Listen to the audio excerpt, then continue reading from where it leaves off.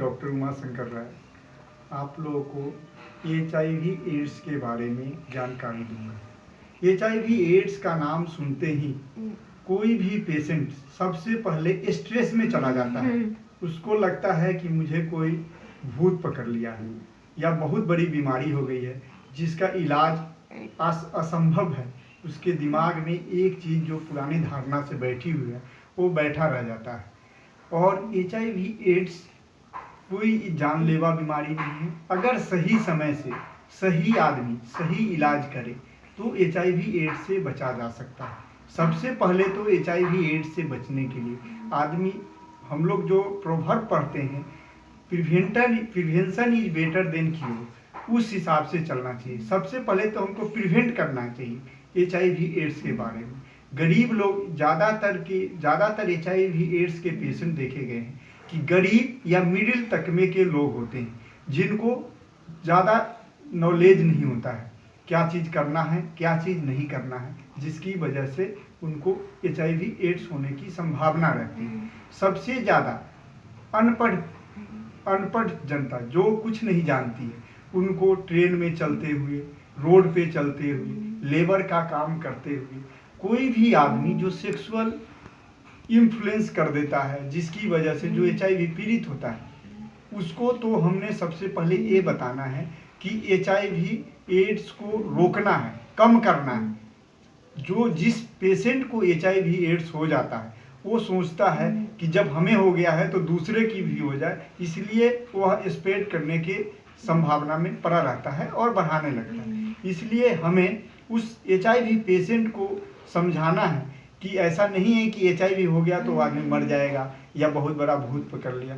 HIV ads को रोका जा सकता है बशर्ते कि उसके बारे में हमें जागरूकता, सही ज्ञान होना चाहिए। सही ज्ञान का मतलब है कि अगर किसी को एड्स या HIV तभी हो सकता है जब वो किसी इन्फेक्टेड ब्लड, जिसको HIV विदाउट टेस्ट किए हुए ब्लड को अगर डोनेट कर दिया जाए या लगा दिया जाए तो HIV होने की सबसे ज़्यादा संभावना होती है। नंबर दूसरा, सुई या गांव देहात में एक सुई से कई आदमियों को निडल यूज करके लगा दिया जाता है, जिसकी वजह से 10% चांसेस होते हैं कि उसको भी एड्स हो जाए। प्लस तीसरा, सेक्सुअल एब्यूज से होने की संभावना ज़्यादातर लोगों की होती है। लेकिन जितना भी पेशेंट मैंने काउंसलिंग आज तक किया है उसमें कोई भी ऐसा आदमी ये नहीं बता पाता है कि मैंने सेक्सुअल एब्यूज किया था जिसकी वजह से मुझे HIV हो गया है। HIV आदमी ज़्यादातर यही बोलता है कि मैं सर हॉस्पिटल में गया था, डॉक्टर को दिखाया था, ऐसा हो गया था, ब्लड चढ़ा दिया, मुझे नीडल लगा दिया जिसकी वजह से HIV हो गया। ऐसा नहीं कि आज ही के ज़माने में HIV हो रहा है या एड्स हो रहा है।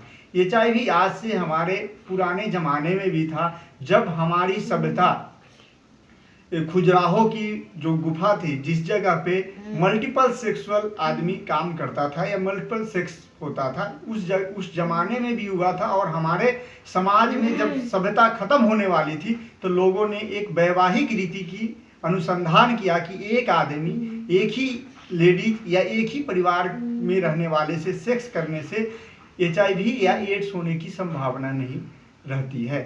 और आज के ज़माने में भी आदमी अपने लाइफ मॉडिफिकेशन करे। मेरे नॉलेज में ऐसे 4 या 10 पेशेंट हैं जिनको मैंने लाइफ मॉडिफिकेशन कराने के बाद देखा कि उनको HIV पॉजिटिव होते हुए भी आज हेल्दी ज़िंदगी जी रहे हैं। और कोई भी देखने के बाद उनको ये नहीं बोल सकता कि ये HIV पेशेंट होंगी।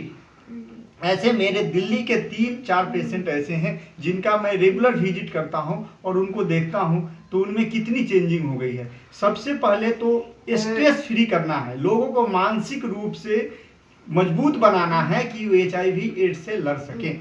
इस काम के लिए, यह प्रोत्साहन के लिए मैं अपने लड़के को बहुत ज़्यादा श्रेय दूंगा, बिकॉज उसने मुझे YouTube के बारे में बताया और जिसकी वजह से मैं यह ज्ञान अपने दूसरे या भारतवासियों तक फैला सकता हूं या बता सकता हूं। HIV एड्स को रोकने के बाद अगर गलती से किसी को हो गया तो उसके मेडिसिन के साथ साथ उसको बढ़िया इन्वायरमेंट चाहिए।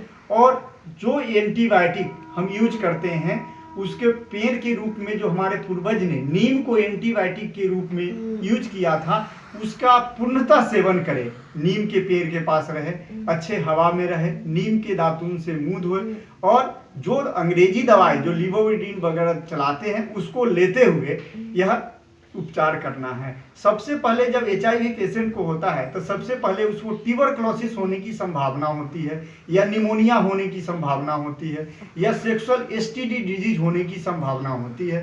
तो सबसे पहले जो पेशेंट हमारे पास ऐसा आएगा तो हम उसको सबसे पहले प्रिक्योर करने के लिए, उसको स्क्रीनिंग करने के लिए, जितने भी ऐसे पेशेंट ट्यूबरक्लोसिस, निमोनिया, STD और हार्ट डिजीज के पेशेंट आएंगे तो हम सबसे पहले उनका HIV टेस्ट कराएंगे कि उससे स्कोर हो जाएगा, और उसके बाद जब HIV कंफर्म हो जाएगा देन हम उनका CD4 CD8 काउंट कराने के बाद ही उसका हम ट्रीटमेंट शुरू करेंगे। तो ऐसा नहीं है कि अगर जिसको HIV हो गया तो आदमी सोचने लग जाए कि मुझे बहुत बड़ा भूत पकड़ लिया है। सबसे पहले आदमी को मानसिक रूप से मजबूत बनना है, तभी इस बीमारी से लड़ा जा सकता है और देश में बढ़िया काम किया जा सकता है। कितना मिनट बोल दिया?